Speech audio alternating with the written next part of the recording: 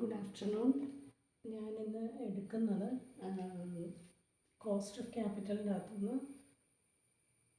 കുറച്ച് പ്രോബ്ലംസിനെ കുറിച്ച് ആണ് പറയുന്നത്. അന്ന് നേരത്തെ ഞാൻ ക്ലാസ് എടുത്തിരുന്നതാണ്, പക്ഷെ ആരും തന്നെ അത് പഠിച്ചിട്ടുണ്ടെന്ന് എനിക്ക് തോന്നുന്നില്ല. എസ്പെഷ്യലി ഞാൻ കോർപ്പറേഷൻ സ്റ്റുഡൻസിനെ ഉദ്ദേശിച്ചിട്ടാണ് ഞാൻ ഈ ക്ലാസ് എടുക്കുന്നത്.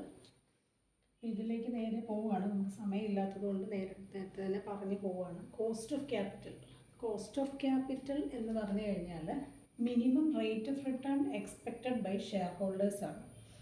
അതായത് ഒരു ഓർഗനൈസേഷനിൽ ഇൻവെസ്റ്റ് ചെയ്തിരിക്കുകയാണ്, അപ്പം അവർക്ക് എക്സ്പെക്റ്റ് ചെയ്യാവുന്ന റിട്ടേണിനെയാണ് നമ്മൾ എന്ത് പറയുന്നത്, കോസ്റ്റ് ഓഫ് ക്യാപിറ്റൽ എന്ന് പറയുന്നത്. ശരിക്കും അതൊരു കോസ്റ്റ് അല്ല, ശരിക്കും റേറ്റ് ഓഫ് റിട്ടേൺ ആണ്. അതാണ് ഇവിടെ ഞാൻ പറയുന്നത്. കോസ്റ്റ് ഓഫ് ക്യാപിറ്റൽ എന്ന് പറഞ്ഞാൽ minimum rate of return expected by the share ഹോൾഡേഴ്സിനെയാണ് നമ്മൾ കോസ്റ്റ് ഓഫ് ക്യാപിറ്റൽ എന്ന് പറയുന്നത്. ഇനിയിപ്പോൾ ഞാനിവിടെ ഒരു എക്സാമ്പിൾ പറയുന്നുണ്ട്. A company decide to raise 10 lakh rupees. ഒരു കമ്പനി റേസ് ചെയ്യാൻ ഉദ്ദേശിച്ചിരിക്കുന്ന ഫണ്ടെന്ന് പറഞ്ഞാൽ അവർക്ക് 10 ലക്ഷം രൂപ റേസ് ചെയ്യണം. അവരെന്തെങ്കിലും അസറ്റ് പർച്ചേസ് ചെയ്യാനോ അവരുടെ അല്ലെങ്കിൽ എന്തെങ്കിലും ഒരു ആവശ്യത്തിനായിട്ട് അവരൊരു 10 ലക്ഷം രൂപ റേസ് ചെയ്യാനായിട്ട് ഉദ്ദേശിക്കുന്നു. അപ്പോൾ ആ റേസ് ചെയ്യുമ്പം അവരിങ്ങനെയൊക്കെയാണ് ഫണ്ട് റേസ് ചെയ്യാൻ ഉദ്ദേശിക്കുന്നത്. അതായത് ഇക്വിറ്റി ഷെയർസ് 3 ലക്ഷം രൂപ, ഇക്വിറ്റി ഷെയർസ് 3 ലക്ഷം രൂപ എന്ന് പറഞ്ഞാൽ ഇക്വിറ്റി ഷെയർസ് അവർ ഇഷ്യൂ ചെയ്യുന്നുണ്ട്. അപ്പം അതുവഴി അവർ കളക്ട് ചെയ്യാൻ ഉദ്ദേശിക്കുന്ന തുകയെന്ന് പറയുന്നത് 3 ലക്ഷം രൂപയാണ്. ഇനി 5% ഡിബഞ്ചേഴ്സ് ഓഫ് ₹2 lakh, അതായത് ഡിബഞ്ചേഴ്സ് ഇഷ്യൂ ചെയ്തുകൊണ്ട് അവർ 2 lakh rupees റേസ് ചെയ്യുന്നു. ഇനി 6% പ്രിഫറൻസ് ഷെയർസ് ഓഫ് ₹3 lakh, അതുപോലെ തന്നെ 11% ബാങ്ക് ലോൺ 2 lakh. അങ്ങനെ ടോട്ടൽ അവർ 10 ലക്ഷം രൂപ അവർ റേസ് ചെയ്യുന്നുണ്ട്. ₹10 lakh അവർ റേസ് ചെയ്യുന്നു. അപ്പോൾ ഇവിടെ നമുക്ക് നോക്കുമ്പോൾ മനസ്സിലാവും ഇക്വിറ്റി ഷെയർസിൻ്റെ പ്രത്യേകത എന്താണ്. അവർക്ക് പ്രിഫറൻസ് ഷെയർസിന് കൊടുത്തതിന് ശേഷം മിച്ചം ഉണ്ടെങ്കിൽ മാത്രമേ ഇക്വിറ്റി ഷെയർസിന് കിട്ടത്തുള്ളൂ. അവർക്ക് പ്രോഫിറ്റ് ഉണ്ടെങ്കിൽ മാത്രം റിട്ടേൺ തിരിച്ച് കിട്ടുന്ന ഒരു ഗ്രൂപ്പാണ് ഇക്വിറ്റി ഷെയർ ഹോൾഡേഴ്സ് എന്ന് പറയുന്നത്. അപ്പോൾ അവരിൽ നിന്ന് 3 ലക്ഷം രൂപ കളക്ട് ചെയ്തിട്ടുണ്ട്. സോ ഓർഗനൈസേഷന് പ്രോഫിറ്റ്, അതായത് നമ്മൾ ഈ അസറ്റിനകത്ത് ഇൻവെസ്റ്റ് ചെയ്ത് കഴിഞ്ഞിട്ട് ആ അസറ്റിൽ നിന്ന് പ്രോഫിറ്റ് കിട്ടുകയാണെന്നുണ്ടെങ്കിൽ, പ്രോഫിറ്റ് ഉണ്ടെന്നുണ്ടെങ്കിൽ, അതായത് പ്രിഫറൻസുകാർക്ക് കൊടുത്തതിന് ശേഷം മിച്ചം ഉണ്ടെന്നുണ്ടെങ്കിൽ അവർക്ക് 3 lakh rupees കളക്ട് ചെയ്തിരിക്കുന്നതാണ്. അപ്പോൾ അവർക്ക് എന്ത് ചെയ്യണം, റിട്ടേൺ ആയിട്ട് ഡിവിഡൻഡ് കൊടുക്കണം. ഇനി രണ്ടാമത് കാര്യം പറഞ്ഞിരിക്കുന്നത് 5% ഡിബഞ്ചേഴ്സ് ഓഫ് ₹2 lakhs എന്ന് പറഞ്ഞിട്ടുണ്ട്. ഈ 5% ഡിബഞ്ചേഴ്സ് ഓഫ് ₹2 lakhs എന്ന് പറഞ്ഞു കഴിഞ്ഞാൽ ഡിബഞ്ചേഴ്സ് ഇഷ്യൂ ചെയ്തുകൊണ്ട് അവർ 2 ലക്ഷം രൂപയാണ് റേസ് ചെയ്യുന്നത്. അപ്പം അവർക്ക് കൊടുക്കേണ്ട റിട്ടേൺ, അതായത് അവർക്ക് കൊടുക്കേണ്ട റിട്ടേൺ എന്ന് പറഞ്ഞാൽ ഇവിടെ 5% രൂപയാണ് ഇവർക്ക് കൊടുക്കേണ്ടത്. റിട്ടേൺ ആയിട്ട് കൊടുക്കുന്നത് 5% രൂപയാണ്. അപ്പോൾ ഡിബഞ്ചേഴ്സിന് കൊടുക്കുന്ന റിട്ടേൺ എന്ന് പറയുന്ന പേര് ഇൻട്രസ്റ്റ് എന്നാണ്. ഇനി അടുത്ത നോക്കിയാൽ 6% പ്രിഫറൻസ് ഷെയർസ് ഉണ്ട്. അതായത് പ്രിഫറൻസ് ഷെയർ ഹോൾഡേഴ്സിൻ്റെ കയ്യിൽ നിന്ന് 3 ലക്ഷം രൂപ അവർ കളക്ട് ചെയ്തിട്ടുണ്ട്.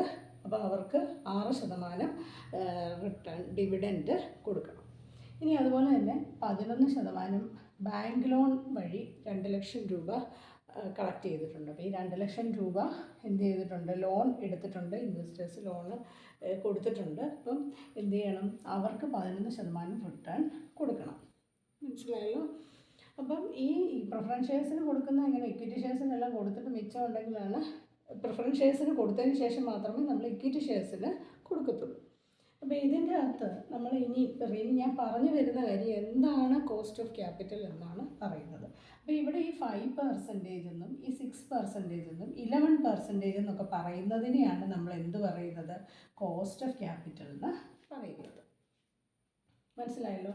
ഈ കോസ്റ്റ് ഓഫ് ക്യാപിറ്റൽ എന്ന് പറഞ്ഞാൽ ഞാൻ ഓൾറെഡി ആദ്യമേ പറഞ്ഞായിരുന്നു, മിനിമം റേറ്റ് ഓഫ് റിട്ടേൺ, അതായത് rate of return expected by the share holders അല്ലെങ്കിൽ ഇൻവെസ്റ്റേഴ്സിനെയാണ് നമ്മൾ കോസ്റ്റ് ഓഫ് ക്യാപിറ്റൽ എന്ന് പറയുന്നത്.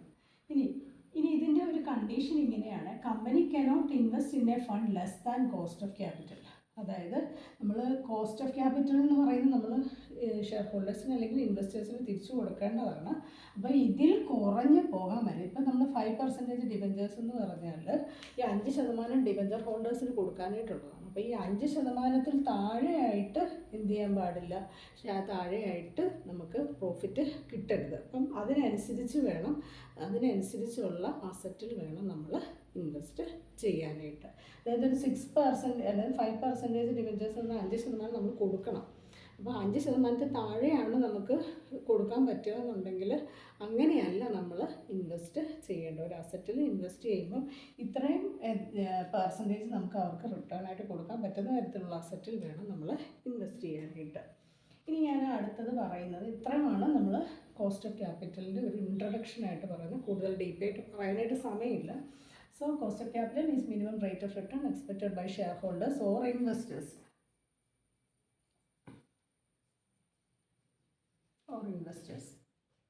ഇനി ഇതിൻ്റെ കമ്പ്യൂട്ടേഷനിലേക്ക് ഡയറക്റ്റ്ലി പോകുന്നു. കമ്പ്യൂട്ടേഷൻ എന്ന് പറയുമ്പോൾ നമുക്ക് അറിയാം, നമ്മളിവിടെ പറഞ്ഞായിരുന്നു ഡെപ്റ്റ് ക്യാപിറ്റലുണ്ട് ഇതിൻ്റെ അകത്തല്ല. ഡിബഞ്ചേഴ്സ്, ബാങ്ക് ലോൺ എന്നൊക്കെ പറയുന്നത് എന്താണ്, ഡെപ്റ്റ് ക്യാപിറ്റലാണ്.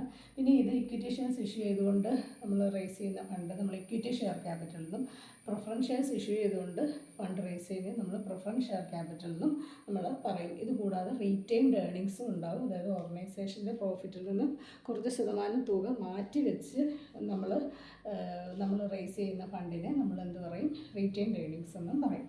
അപ്പോൾ നമ്മൾ ഇതിൻ്റെ അകത്തേക്ക് പോകുമ്പം ഓരോന്നിൻ്റെയും കോസ്റ്റ് നമ്മൾ കാൽക്കുലേറ്റ് ചെയ്യണം. അതിൽ ഇപ്പം ഞാൻ ആദ്യം പറയുന്നത് കോസ്റ്റ് ഓഫ് ഡെറ്റാണ്. അപ്പോൾ കോസ്റ്റ് ഓഫ് ഡെപ്റ്റ് എന്ന് പറയുമ്പോഴത്തേക്കും ഇതിൻ്റെ അത് നോക്കിയേ, കോസ്റ്റ് ഓഫ് ഡെപ്റ്റ് എന്ന് പറഞ്ഞു കഴിഞ്ഞാൽ ഡെപ്റ്റ് എന്ന് പറയുന്നത് ഡിബഞ്ചേഴ്സിനെ നമ്മൾ ഡെപ്റ്റായിട്ടാണ് കണക്കാക്കുന്നത്. ബോണ്ട് എന്ന് പറയുന്നത് ഡെപ്റ്റാണ്. ലോങ് ടേം ലോൺസ് എന്ന് പറയുന്നത് ഡെപ്റ്റാണ്. അപ്പോൾ ഇവർ ഓരോരുത്തരും, അതായത് ഡിബഞ്ചർ ഹോൾഡേഴ്സും ബോണ്ട് ഹോൾഡേഴ്സും അല്ലെങ്കിൽ ലോൺ എടുത്തിരിക്കുന്നവരും എക്സ്പെക്റ്റ് ചെയ്യുന്ന റിട്ടേണിനെയാണ് നമ്മൾ കോസ്റ്റ് ഓഫ് ഡെപ്റ്റ് എന്ന് പറയുന്നത്. ഇനി ഈ കോസ്റ്റ് ഓഫ് ഡെപ്റ്റ് തന്നെ നമുക്ക് 2 തരത്തിലുള്ള ഡെപ്റ്റാണ് ഒരു ഓർഗനൈസേഷനിൽ വരുന്നത്. അതിൽ ഒന്നാമത്തേത് പെർപ്പച്വൽ ഡെപ്റ്റ്, അല്ലെങ്കിൽ അതിനെ നമ്മൾ ഇറെഡീമബിൾ ഡെപ്റ്റ് എന്നും, രണ്ടാമത്തേത് പെർപ്പച്വൽ ഡെപ്റ്റ് അല്ലെങ്കിൽ റെഡീമബിൾ ഡെപ്റ്റ് എന്നും, രണ്ടാമത്തേത് റെഡീമബിൾ ഡെപ്റ്റ് എന്നുമാണ് പറയുന്നത്. റെഡീമബിൾ ഡെപ്റ്റ് നമുക്ക് പേരിൽ തന്നെ മനസ്സിലാവും.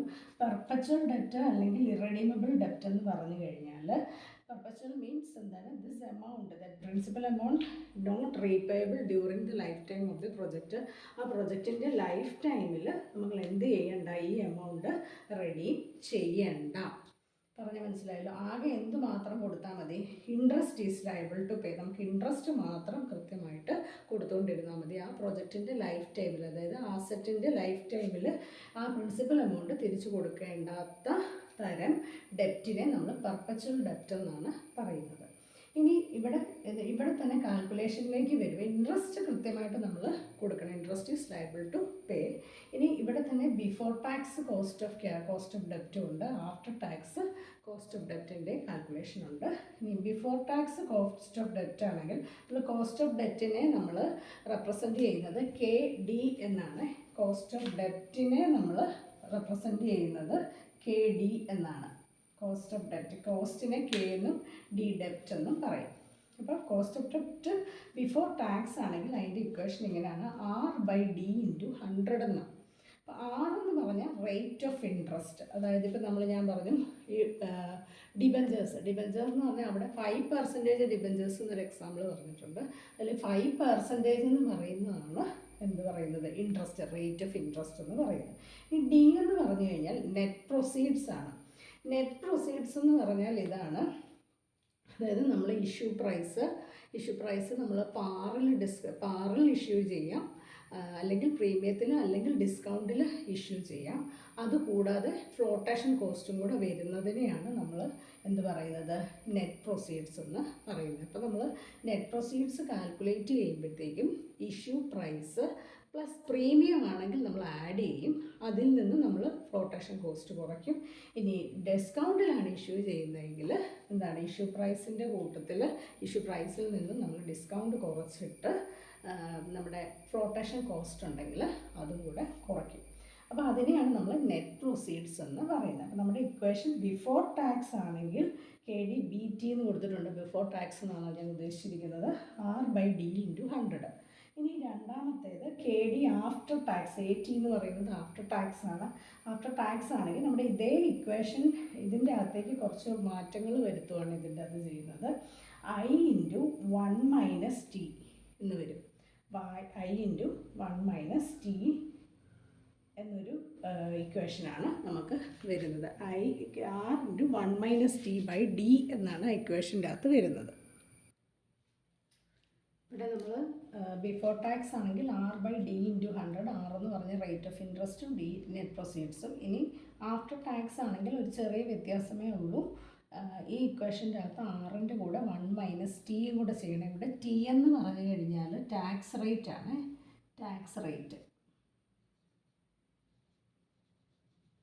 ടാക്സ് റേറ്റിനെയാണ് നമ്മൾ T എന്ന് പറയുന്നത്. ഇനി ഇത് ഇപ്പോൾ പറഞ്ഞിരിക്കുന്നത് പെർപ്പച്വൽ ഡെപ്റ്റ് അല്ലെങ്കിൽ ഇറഡീമബിൾ ഡെപ്റ്റ് ആണ്. അതായത് നമ്മൾ പ്രിൻസിപ്പൽ എമൗണ്ട് തിരിച്ചു കൊടുക്കേണ്ടാത്തതിനെയാണ് നമ്മൾ ഇറഡീമബിൾ ഡെപ്റ്റ് എന്ന് പറയുന്നത്. അപ്പോൾ അതിൻ്റെ ഇക്വേഷനാണ് ഇത്. KD before tax R/D × 100ഉം KD after tax R × 1 - T/D × 100ഉം. അങ്ങനെ രണ്ട് ഇക്വേഷനാണ് ഇതിൻ്റെ അകത്ത് നമ്മൾ ഡെപ്റ്റിന് ഉള്ളത്. കാരണം ഡെപ്റ്റിൻ്റെ അകത്ത് നമ്മൾ ഇൻട്രസ്റ്റ് ടാക്സ് നമ്മൾ എടുക്കും, ടാക്സ് കൺസിഡർ ചെയ്യുന്നതാണ്. ഇനി രണ്ടാമത്തേത് റെഡീമബിൾ ഡെപ്റ്റാണ്. റെഡീമബിൾ ഡെപ്റ്റ് എന്ന് പറഞ്ഞാൽ ഇതിൻ്റെ ജസ്റ്റ് ഓപ്പോസിറ്റ് ആണ്. അതായത് amount repayable during the life time. അതായത് ആ പ്രൊജക്റ്റിൻ്റെ ലൈഫ് ടൈമിൽ നമ്മൾ പ്രിൻസിപ്പൽ എമൗണ്ട് തിരിച്ചു കൊടുക്കണം. അതുപോലെ തന്നെ maturity and redemption value are fixed at the time of issue. നമ്മൾ ആ ഡെപ്റ്റ് ഇഷ്യൂ ചെയ്യുന്ന സമയത്ത് തന്നെ അതിൻ്റെ മച്യൂരിറ്റി വാല്യൂ ഇത്ര വർഷത്തേക്കാണെന്നും പറയും. അതുപോലെ തന്നെ റെഡീം ചെയ്യുമ്പം ഇത്ര എമൗണ്ട് ആണ് കിട്ടേണ്ടതെന്നും നേരത്തെ തന്നെ ഇഷ്യൂ ചെയ്യുമ്പോൾ തന്നെ പറയും. ഇതിൻ്റെ അത് രണ്ട് ഔട്ട്ഫ്ലോസ് വരും. ഞാൻ കഴിഞ്ഞ ദിവസം ക്ലാസ്സിൽ പറഞ്ഞിരുന്നു ഔട്ട്ഫ്ലോസ് എന്താണെന്നുള്ളത്. ഇവിടെ രണ്ട് ഔട്ട്ഫ്ലോസാണ് ഇതിൻ്റെ അകത്ത് വരുന്നത്. കാരണം ഇവിടെ എന്ന് വെച്ചാൽ ഒരു ഔട്ട്ഫ്ലോയേ ഉള്ളൂ, കാരണം ഇൻട്രസ്റ്റ് കൊടുത്താൽ മതി. ഇവിടെ എന്ന് വെച്ചാൽ നമ്മൾ പറഞ്ഞായിരുന്നു ഇൻട്രസ്റ്റും പ്രിൻസിപ്പൽ എമൗണ്ടും വരും. അപ്പോൾ ഇവിടെ പ്രിൻസിപ്പൽ എമൗണ്ട് കാൽക്കുലേറ്റ് ചെയ്യാൻ RV - NP എന്നാണ് വരുന്നത്. അപ്പോൾ ഇതിൻ്റെ ഇക്വേഷൻ്റെ അകത്ത് വ്യത്യാസമുണ്ട്. ഇതുപോലല്ല, ഇതിൻ്റെ അകത്ത് ഇക്വേഷൻ വരുമ്പോൾ ഇങ്ങനെയാണ്. KD = I + RV - NP / N whole divided by RV + NP/2 × 100 എന്നാണ് ഇതിൻ്റെ ഇക്വേഷൻ വരുന്നത്. ഇത് ബിഫോർ ടാക്സിൻ്റെ ഇക്വേഷനാണ്. ഇത് തന്നെയാണ് ആഫ്റ്റർ ടാക്സിലേക്ക് വരുന്നത്. ആഫ്റ്റർ ടാക്സിലേക്ക് വരുമ്പോൾ I × 1 - T എന്നൊരു ഐറ്റം കൂടെ ആഡ് ചെയ്യും. അത് ടാക്സാണ്. T എന്ന് പറഞ്ഞാൽ ടാക്സാണ്. ഇനി RV എന്ന് പറഞ്ഞാൽ റിഡംഷൻ വാല്യൂ. അതായത് നമ്മൾ ഈ ഡെപ്റ്റ് തിരിച്ചു കൊടുക്കുമ്പോഴത്തേക്കും നമ്മൾ എത്രയാണോ തുക തിരിച്ചു കൊടുക്കേണ്ടത് അതിനെയാണ് നമ്മൾ റിഡംഷൻ വാല്യൂ എന്ന് പറയുന്നത്. NP എന്ന് പറഞ്ഞാൽ നെറ്റ് പ്രൊസീഡ്സ്. ഞാൻ മുമ്പ് പറഞ്ഞിരുന്നു നെറ്റ് പ്രൊസീഡ്സ് എന്ന് പറഞ്ഞാൽ ഇഷ്യൂ പ്രൈസ് പ്രീമിയം ഉണ്ടെങ്കിൽ കൂട്ടണം, ഡിസ്കൗണ്ട് ആണെങ്കിൽ കുറയ്ക്കണം. പിന്നെ അതുപോലെ തന്നെ ഫ്ലോട്ടേഷൻ കോസ്റ്റ് ഉണ്ടെങ്കിൽ അതും അതിൻ്റെ അകത്ത് ഉൾപ്പെടുത്തണം, അതായത് അതിൽ നിന്നും കുറയ്ക്കണം. അപ്പോൾ ഇത്രയുമാണ് ഈ നമ്മുടെ കോസ്റ്റ് ഓഫ്, ഞാൻ ഇത്രയും കാര്യങ്ങൾ പറഞ്ഞു. കോസ്റ്റ് ഓഫ് ക്യാപിറ്റൽ എന്ന് പറഞ്ഞാൽ എന്താണെന്ന് പറഞ്ഞു. പിന്നെ നമ്മൾ കോസ്റ്റ് ഓഫ് ക്യാപിറ്റൽ തന്നെ ഇക്വിറ്റിയുടെ കോസ്റ്റ് ഉണ്ട്, പ്രിഫറൻസിൻ്റെ കോസ്റ്റ് കാൽക്കുലേറ്റ് ചെയ്യണം, ഡിബഞ്ചറിൻ്റെയും ബാങ്ക് ലോൺ. ഇനി അത്രയത്തിനും നമ്മൾ കോസ്റ്റ് കാൽക്കുലേറ്റ് ചെയ്യേണ്ടതുണ്ട്. ഇവിടെ ഞാൻ ആദ്യം നമ്മൾ തുടങ്ങിയിരിക്കുന്ന ഡെപ്റ്റിൻ്റെ കോസ്റ്റാണ്. അപ്പോൾ ഡെപ്റ്റ് എന്ന് പറയുമ്പോൾ ഡിബഞ്ചർ, ബോണ്ട്, ലോങ് ടേം ഇതിൻ്റെ എല്ലാം കാൽക്കുലേഷൻ സെയിം ആണ്. അപ്പം ഡിബഞ്ചർ ഹോൾഡേഴ്സ് എക്സ്പെക്റ്റ് ചെയ്യുന്ന റിട്ടേണിനെയാണ് നമ്മൾ കോസ്റ്റ് ഓഫ് ഡെറ്റ് എന്ന് പറയുന്നത്. അല്ലെങ്കിൽ ബോണ്ട് ഹോൾഡേഴ്സ് എക്സ്പെക്റ്റ് ചെയ്യുന്ന റിട്ടേൺ, അല്ലെങ്കിൽ ലോങ് ടൈം ലോൺസ് വഴി അവർ എക്സ്പെക്റ്റ് ചെയ്യുന്ന റിട്ടേണിനെയാണ് നമ്മൾ കോസ്റ്റ് ഓഫ് ഡെപ്റ്റ് എന്ന് പറയുന്നത്. ഈ രണ്ട് തരത്തിലുള്ള ഡെപ്റ്റിൻ്റെ കാൽക്കുലേഷന് പെർപ്പച്വലും റെഡീമബിൾ ഡെപ്റ്റും ഉണ്ട്. പെർപ്പച്വൽ എന്ന് പറഞ്ഞാൽ നമ്മൾ തിരിച്ച് പ്രിൻസിപ്പൽ എമൗണ്ട് തിരിച്ച് കൊടുക്കേണ്ട, പക്ഷേ നമ്മൾ ഇൻട്രസ്റ്റ് മാത്രം കൃത്യമായിട്ട് കൊടുത്തുകൊണ്ടിരിക്കണം. അപ്പോൾ ഒരു ഔട്ട്ഫ്ലോ ആണ്, അതായത് റേറ്റ് ഓഫ് ഇൻട്രസ്റ്റ് മാത്രം നമ്മൾ കൃത്യമായിട്ട് കൊടുക്കണം. ഇത് ആഫ്റ്റർ ടാക്സും ബിഫോർ ടാക്സും ഉണ്ട്. ഇവിടെ നമ്മൾ പ്രിൻസിപ്പൽ എമൗണ്ടും അതുപോലെ തന്നെ ഇൻട്രസ്റ്റും തിരിച്ചു കൊടുക്കണം. ഇതിൻ്റെ അകത്ത് ഇക്വേഷൻ്റെ അകത്ത് വ്യത്യാസമുണ്ട്. റിഡംഷൻ വാല്യൂ ഉണ്ട്, നെറ്റ് പ്രൊസീഡ്സും വരുന്ന ഒരു ഇക്വേഷനാണ് ഇതിൻ്റെ അകത്ത് ഉൾപ്പെടുത്തിയിരിക്കുന്നത്. ഇനി നമുക്ക് നേരെ പ്രോബ്ലംസ് ചെയ്യാം. ഇനി നമുക്ക് പ്രോബ്ലം ചെയ്യാം. ഇതിൻ്റെ അകത്ത് നമ്മൾ പറഞ്ഞിരിക്കുന്നത് നോക്കുക. കോസ്റ്റ് ഓഫ് ക്യാപിറ്റൽ കാൽക്കുലേറ്റ് ചെയ്യുക. നമ്മളിവിടെ കാൽക്കുലേറ്റ് ചെയ്യുന്നത് നമുക്ക് നോക്കുമ്പോൾ അറിയാം. X limited issues 1,09,000 ഡിബഞ്ചേഴ്സാണ്. നമ്മളിവിടെ കാൽക്കുലേറ്റ് ചെയ്യാൻ പോകുന്ന ക്യാപിറ്റൽ എന്ന് പറയുന്നത് ഡെപ്റ്റ് ക്യാപിറ്റലാണ് നമ്മളിവിടെ കാൽക്കുലേറ്റ് ചെയ്യുന്നത്. ഡെപ്റ്റ് ക്യാപിറ്റലാണ്. ഇനി ക്വസ്റ്റ്യൻ്റെ അകത്തേക്ക് നോക്കുക. അതിൻ്റെ അകത്തുള്ള ഐറ്റംസ് നമുക്കൊന്ന് മനസ്സിലാക്കാം. ആദ്യം X limited issues 1,09% ഡിബഞ്ചേഴ്സാണ്. 1,09% debentures of ₹20 each എന്നാണ് പറഞ്ഞിരിക്കുന്നത്. അപ്പം നമ്മൾ നമ്പർ ഓഫ് ഷെയർസ് 1,00,000 1,00,000 ഷെയറിന് അല്ലേ, അതിൻ്റെ ഇൻട്രസ്റ്റ് എന്ന് പറയുന്നത് 9%. ദെൻ ഒരു ഷെയറിന് 1,00,000 shares at the rate of 20 എന്ന് പറയും അല്ലേ. 20 രൂപ വെച്ച് 1,00,000 ഷെയർസാണ് ഇഷ്യൂ ചെയ്തിരിക്കുന്നത്. നമ്മൾ എപ്പോഴും നോക്കേണ്ട ഒരു കാര്യമാണ്, ഈ തന്നിരിക്കുന്ന 1,00,000 റുപ്പീസിലാണോ അതുപോലെ തന്നെ 1,00,000 എത്ര നമ്പർ ഓഫ് ഷെയർസ് ആണോ എന്നുള്ളത് നോക്കുക. ഇവിടെ തന്നിരിക്കുന്ന നമ്പർ ഓഫ് ഷെയർസ് ആണ്. അതായത് 1,00,000 ഷെയർസ് അല്ല, ഇവിടെ ഡിബഞ്ചേഴ്സാണ്. 1,00,000 ഡിബഞ്ചേഴ്സാണ് ഇവർ ഇഷ്യൂ ചെയ്തിരിക്കുന്നത്. അപ്പോൾ ആ ഒരു ഡിബഞ്ചറിന് എത്ര രൂപയായി? 20 രൂപ വെച്ചാണ് ഇഷ്യൂ ചെയ്തിരിക്കുന്നത്. നമ്മളോട് കാൽക്കുലേറ്റ് ചെയ്യാൻ പറഞ്ഞിരിക്കുന്നത് കാൽക്കുലേറ്റ് കോസ്റ്റ് ഓഫ് ഡെപ്റ്റ് ക്യാപിറ്റലാണ് കാൽക്കുലേറ്റ് ചെയ്യുന്നത്. ഇതിൻ്റെ അകത്ത് ഒരു കണ്ടീഷനും കൂടെ പറയുന്നുണ്ട്, ഇഗ്നോറിങ് ടാക്സ്. അപ്പോൾ ഇവിടെ ടാക്സ് വേണ്ട. ടാക്സ് എന്ന് പറയുന്നത് നമ്മളിവിടെ കാൽക്കുലേറ്റ് ചെയ്യാൻ പറഞ്ഞിരിക്കുന്നത് ബിഫോർ ടാക്സ്. ടാക്സ് എടുക്കണ്ട, ബിഫോർ ടാക്സ്. ഇനി ഇവിടെ അടുത്ത കണ്ടീഷൻ പറയുന്നത് if the issue is at par. ഒന്നാമത്തെ കണ്ടീഷൻ പാറിലാണെങ്കിൽ കോസ്റ്റ് ഓഫ് ഡെപ്റ്റ് എത്രയാണ്. രണ്ടാമത്തെ പ്രീമിയത്തിലാണെങ്കിൽ കോസ്റ്റ് ഓഫ് ഡെപ്റ്റ് എത്രയാണ്. ഡിസ്കൗണ്ടിലാണെങ്കിൽ കോസ്റ്റ് ഓഫ് ഡെപ്റ്റ് എത്രയാണ് എന്നാണ്. അത് നമുക്ക് 3 അങ്ങ് കാൽക്കുലേറ്റ് ചെയ്യാം. അപ്പോൾ നമ്മൾ ആദ്യമായിട്ട് നമ്മുടെ ഇക്വേഷൻ എഴുതുവാണ്. KD is equal to cost of ഡെപ്റ്റ് ഈസ് ഈക്വൽ ടു എന്നാന്ന് ഞാൻ പറഞ്ഞ റേറ്റ് അല്ലേ, R/D. ഇവിടെ നമ്മൾ ടാക്സ് എടുക്കണ്ട, ഇൻറ്റു 100 അല്ലേ. ഇനി നമ്മൾ നോക്കേണ്ടത് കോമൺ ആയിട്ടുള്ള R എന്ന് പറയുന്നത് എത്രയാണെന്ന് നോക്കി. R ഈസ് ഈക്വൽ ടു നമുക്കറിയാം, R എന്ന് പറഞ്ഞാൽ 9% റേറ്റ് ഓഫ് ഇൻട്രസ്റ്റ് എന്ന് പറയുന്നത്. അതായത് നമ്മൾ 9% ആണ് നമ്മളോട് പറഞ്ഞിരിക്കുന്നത്. അപ്പോൾ നമ്മൾ എങ്ങനെ എടുക്കേണ്ട റേറ്റ് ഓഫ് ഇൻട്രസ്റ്റ് എന്ന് പറഞ്ഞാൽ 20 രൂപ വെച്ച് 1,00,000 ഷെയറാണുള്ളത്. അതായത് 1,00,000 ഇൻറ്റു 20, അതായത് 20 ലക്ഷമാണ്. ഇതിൻ്റെ എത്രയാണ്? 9% ആണ് നമ്മൾ കൊടുക്കേണ്ട റേറ്റ്. അതായത് 20 ലക്ഷം ഇൻറ്റു 9/100 അല്ലേ. അതായത് 9/100 എന്ന് പറഞ്ഞാൽ നമ്മൾ എത്ര രൂപ കൊടുക്കണം? റേറ്റ് ഓഫ് ഇൻട്രസ്റ്റ് എന്ന് പറയുന്നത് 20,000 രൂപയാണ് റേറ്റ് കൊടുക്കേണ്ടത്. റേറ്റ് ഈസ് 20,000 അല്ലേ. ഇനി അടുത്തത് 9 2 18 ആണ്. 18,000 എന്ന് വരിക.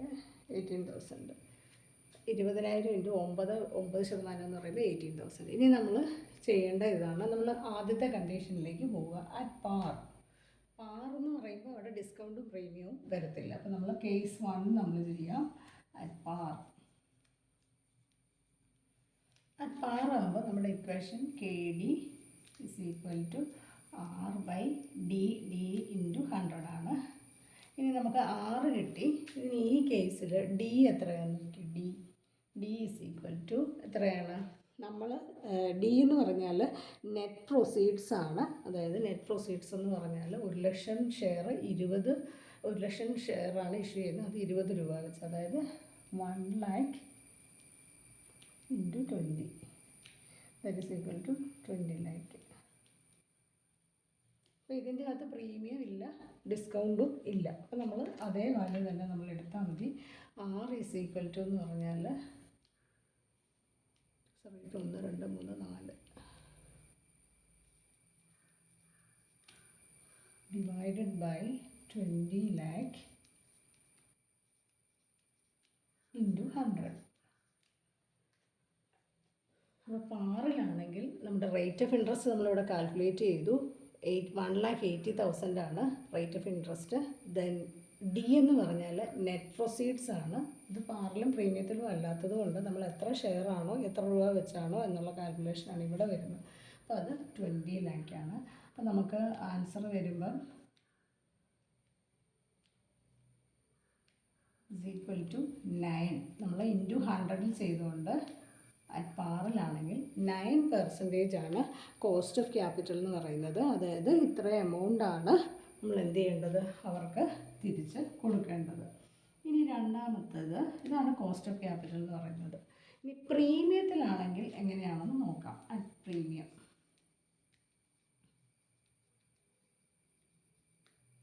പ്രീമിയത്തിലാണെങ്കിൽ ഇക്വേഷന് വ്യത്യാസമൊന്നുമില്ല.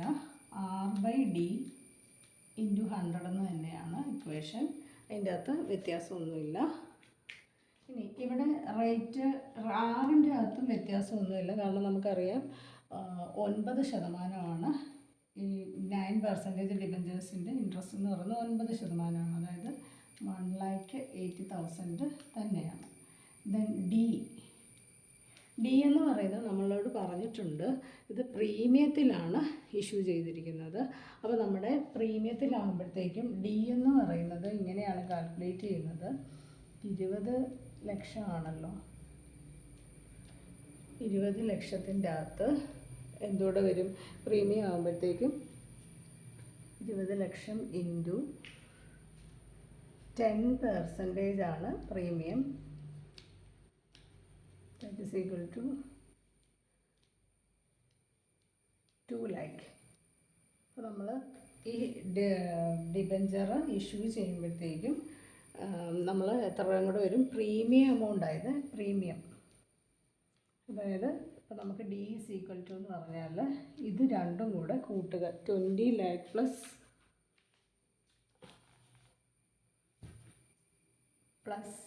ഇത് രണ്ടും കൂടെ കൂട്ടുമ്പോഴുള്ള എമൗണ്ട് എന്ന് പറഞ്ഞാൽ 22 lakhs ആണ്.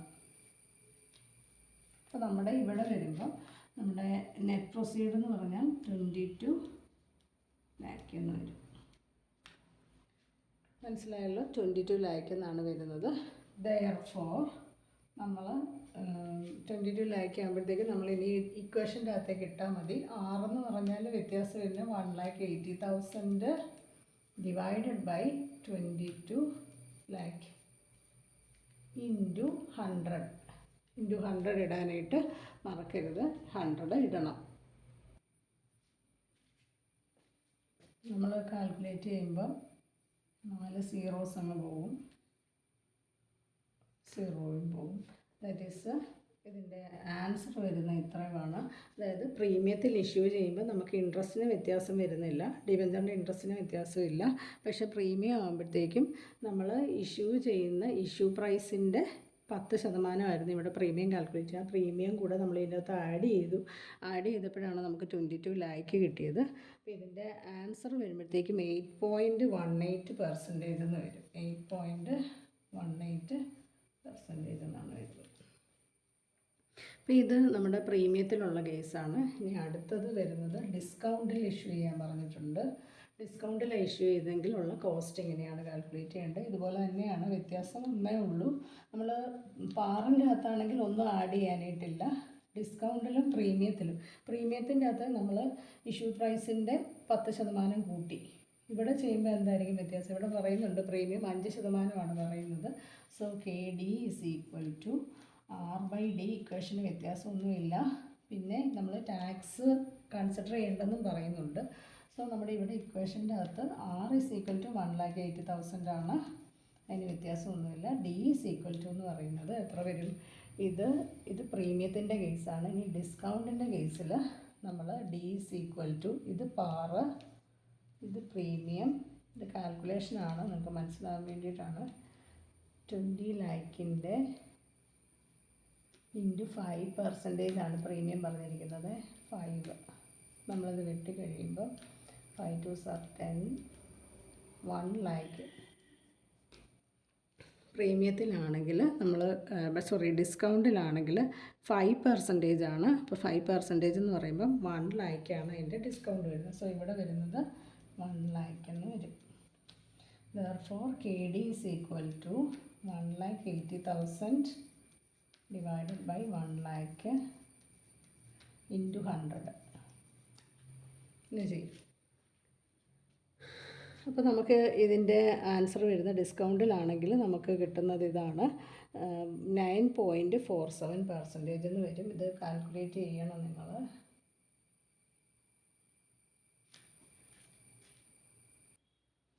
നമ്മൾ ഡിസ്കൗണ്ട് കാൽക്കുലേറ്റ് ചെയ്തപ്പോൾ നമ്മൾ പ്രീമിയത്തിൽ ചെയ്ത പോലെ തന്നെ നമ്മൾ ഇഷ്യൂ പ്രൈസിൻ്റെ കൂട്ടത്തിൽ നമ്മൾ പ്രീമിയം ഇവിടെ കൂട്ടി എന്ന് പറയുന്ന പോലെ തന്നെ ഡിസ്കൗണ്ട് ചെയ്യുമ്പം ഇഷ്യൂ പ്രൈസിൽ നിന്നും നമ്മൾ ഈ ഡിസ്കൗണ്ട് എമൗണ്ട് എത്രയാണോ അത് കുറയ്ക്കണം. അപ്പോൾ കുറയ്ക്കുമ്പോൾ നമുക്ക് ഇവിടെ കിട്ടുന്നത് 1,80,000 ഡിവൈഡ് ബൈ 19 lakh എന്ന് കിട്ടും. 19 lakh ഇൻറ്റു 100 ദാറ്റ് ഇസ് 9.47% എന്നാണ് കിട്ടുന്നത്. അപ്പോൾ ഇതിൻ്റെ കോസ്റ്റ് ഓഫ് ഡെറ്റ് 3 കേസും പറഞ്ഞു. അപ്പോൾ ഇങ്ങനെയാണ് ഇത് കാൽക്കുലേറ്റ് ചെയ്യുന്നത്. ഇത് നിങ്ങളൊന്ന് നോക്കുക കേട്ടോ. ഇനി അടുത്ത ക്വസ്റ്റ്യൻ നമുക്ക് ചെയ്യാം. ഇനി അടുത്തൊരു പ്രോബ്ലം ഇതാണ്.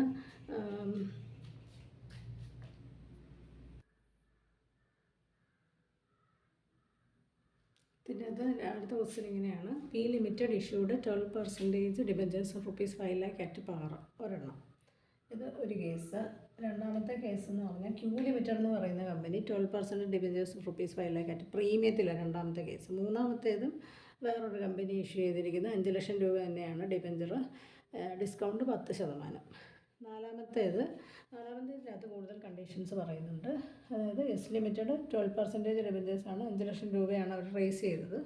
അറ്റ് പ്രീമിയം ഓഫ് 10%, പ്ലസ് എന്ന് എനിക്ക് ഇവിടെ നോക്കണം. പ്രീമിയം ഓഫ് 10%, പിന്നെ cost of issue and incidental expenses 10,000 രൂപയും തന്നിട്ടുണ്ട്. അപ്പം പ്രീമിയത്തിൽ ഇഷ്യൂ ചെയ്തിട്ടുണ്ട്. അപ്പോൾ അതിൽ നിന്ന് നമ്മൾ എന്ത് ചെയ്യണം? പ്രീമിയം കൂട്ടുകയും ചെയ്യണം. അപ്പോൾ എന്ത് വേണം? ഇൻസിഡൻഷ്യൽ എക്സ്പെൻസസ് എന്ന് പറയുന്ന സാധനം നമ്മൾ അതിൽ നിന്ന് കുറയ്ക്കുകയും വേണം. മനസ്സിലായോ? അപ്പോൾ നമ്മളോട് വേറൊരു കാര്യം, കഴിഞ്ഞ പ്രോബ്ലത്തിനേക്കാളും വ്യത്യാസം പറഞ്ഞിരിക്കുന്ന ഇതാണ്. Tax rate of 30%.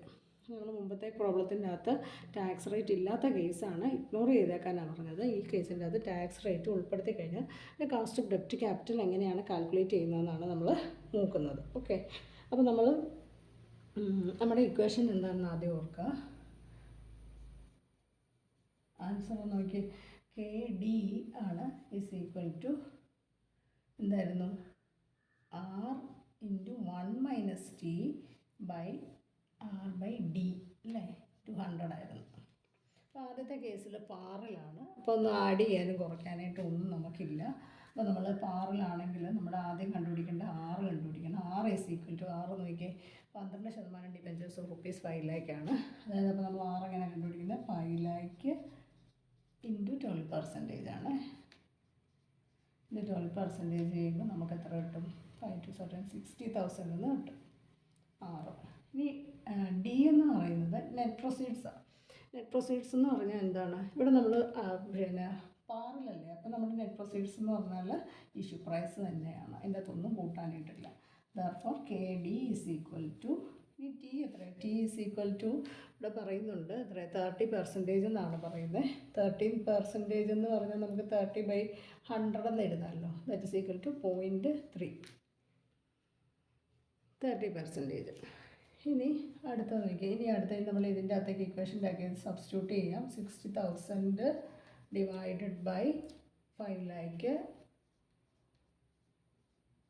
Into 100. 60,000 divided by 5 lakh into 100. നമ്മളിവിടെ ഒരു കാര്യം കൂടെ വിട്ടുപോയിട്ടുണ്ട്. അവിടെ എന്തായിരുന്നു ആഡ് ചെയ്യേണ്ടിയിരുന്നത്? ടാക്സ് നമ്മൾ കൊടുത്തില്ല. ഇൻറ്റു 1 - T അല്ലേ? 1 - 0.3 അല്ലേ? ഇൻറ്റു 100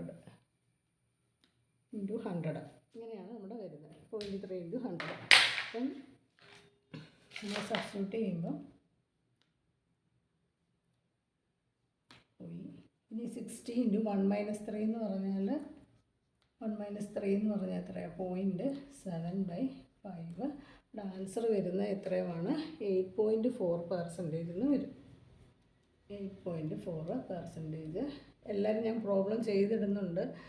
പക്ഷേ നിങ്ങളെല്ലാവരും ആൻസറും കൂടെ ചെയ്ത് നോക്കിയാലേ ചെയ്യാൻ പറ്റത്തുള്ളൂ കേട്ടോ. നോക്കിയിട്ട് പോയിട്ട് കാര്യമില്ല, ചെയ്ത് നോക്കണം. ഇനി നമ്മൾ ഇത് ഒന്നാമത്തെ കേസ് നമ്മൾ ചെയ്തേ പാറിലാണെങ്കിൽ. ഇനി രണ്ടാമത്തെ കേസിലേക്ക് പോകാം. രണ്ടാമത്തെ കേസ് 12%. ഇതിന് ഇതിൻ്റെ അകത്തൊന്നും വ്യത്യാസമില്ല. പ്രീമിയം 10% വരുന്നുണ്ട്. അപ്പോൾ നമുക്ക് ഇവിടെ ഇക്വേഷൻ സെയിം ആണ്. KD = ഇവിടെ നമ്മളെല്ലാ കേസിലും നമ്മൾ ടാക്സ് എടുത്തിട്ടുള്ള കേസാണ്. അപ്പോൾ ചില ക്വസ്റ്റ്യൻ്റെ അകത്ത് നമുക്ക് ആഫ്റ്റർ ടാക്സും കാൽക്കുലേറ്റ് ചെയ്യാം, ബിഫോർ ടാക്സും കാൽക്കുലേറ്റ് ചെയ്യാൻ വരും. അപ്പോൾ ക്വസ്റ്റ്യൻ ശ്രദ്ധിച്ച് വായിച്ച് നോക്കിയിട്ട് വേണം ചെയ്യാനായിട്ട്.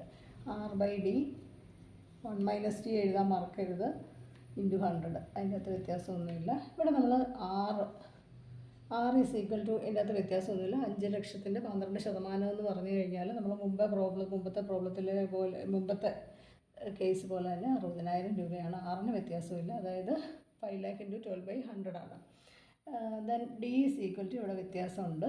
ഇവിടെ തന്നെ പറഞ്ഞിരിക്കുന്നത് പ്രീമിയത്തിലാണ് ഇഷ്യൂ ചെയ്തിരിക്കുന്നത്. സോ നമ്മളവിടെ ചെയ്യേണ്ട ഇതാണ്. Issue price 5 ലക്ഷമാണല്ലോ.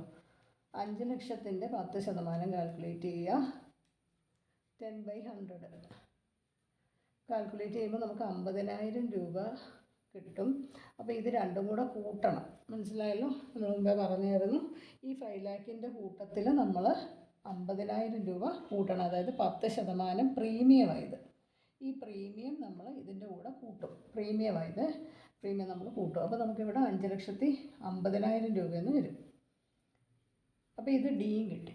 അപ്പോൾ നമുക്കിനി വേണ്ടത് കോസ്റ്റ് കണ്ടുപിടിക്കാം. KD = എങ്ങനെയാണ്? 60,000 / 5,50,000. ടാക്സ് റേറ്റ് എല്ലാത്തിനും ഒരുപോലെയാണ്. 1 - 0.3 ആണ്. ഇവിടെ × 100 ഇടാൻ മറക്കരുത്, അല്ലെങ്കിൽ വാല്യൂവിൻ്റെ അകത്ത് വ്യത്യാസം വരും. അപ്പം × 100 ഇടാനായിട്ട് മറക്കരുത്. അപ്പോൾ അതിൻ്റെ ആൻസർ എന്ന് പറയുന്നത്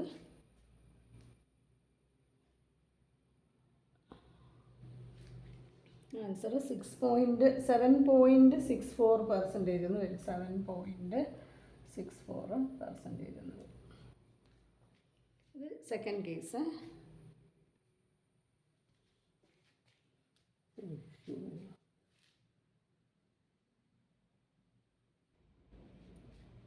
ഈ നാലാമത്തെ കേസിൻ്റെ അകത്തുള്ളത് ഉള്ള വ്യത്യാസം കാണിക്കാനും അതുപോലെ തന്നെ നമ്മുടെ ടാക്സ് എടുത്തിട്ടുള്ള കേസ് കാണിക്കാനായിട്ടുമാണ് ഈ ക്വസ്റ്റ്യൻ ചെയ്തിരിക്കുന്നത്. അപ്പോൾ ഈ ഒരു കേസ് നിങ്ങൾ ചെയ്ത് പഠിക്കുക. ഇവിടെ നമ്മൾ നെറ്റ് പ്രൊസീഡ്സിൻ്റെ അകത്ത് വ്യത്യാസം ഇതാണ്.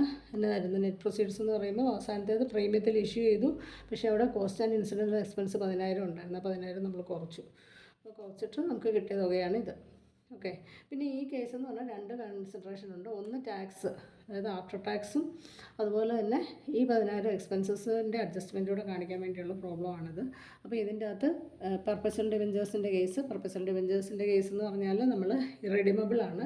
പ്രിൻസിപ്പൽ എമൗണ്ട് റെഡീം ചെയ്യേണ്ട, നമ്മുടെ എന്ത് മാത്രം റെഡീം ചെയ്താൽ മതി, ഇൻട്രസ്റ്റ് മാത്രം റെഡീം ചെയ്താൽ മതി. അതുകൊണ്ടാണ് റേറ്റും അതുപോലെ നെറ്റ് പ്രൊസീഡ്സ് മാത്രം നമുക്ക് ഇതിൻ്റെ അകത്ത് വന്നിരിക്കുന്നത്. അപ്പോൾ ഈ ക്വസ്റ്റ്യൻ നിങ്ങൾ ചെയ്ത് നോക്കണം. ചെയ്ത് നോക്കാതെ വരരുത്. ഈ ഇഷ്യൂവിൻ്റെ എക്സ്പെൻസസിൻ്റെ കേസൊക്കെ നിങ്ങൾക്ക് സംശയം വരും. അപ്പോൾ ആദ്യം കുറച്ച് പ്രോബ്ലംസ് ചെയ്ത് കഴിയുമ്പോൾ നിങ്ങൾക്ക് ക്ലിയർ ആകും കേട്ടോ. പിന്നെ അടുത്ത കേസ് എന്ന് പറയുന്നത് അടുത്ത ഒരു വീഡിയോ ആയിട്ട് സെൻഡ് ചെയ്ത് തരാം. അടുത്തത് നമ്മൾ റെഡീമബിൾ നമ്മൾ തിരിച്ചു കൊടുക്കണം. അതായത് പ്രിൻസിപ്പൽ എമൗണ്ടും അതുപോലെ തന്നെ ഇൻട്രസ്റ്റും തിരിച്ചു കൊടുക്കേണ്ട കേസിലുള്ള പ്രോബ്ലമാണ് അടുത്തത് ചെയ്യുന്നത് കേട്ടോ. Thank you.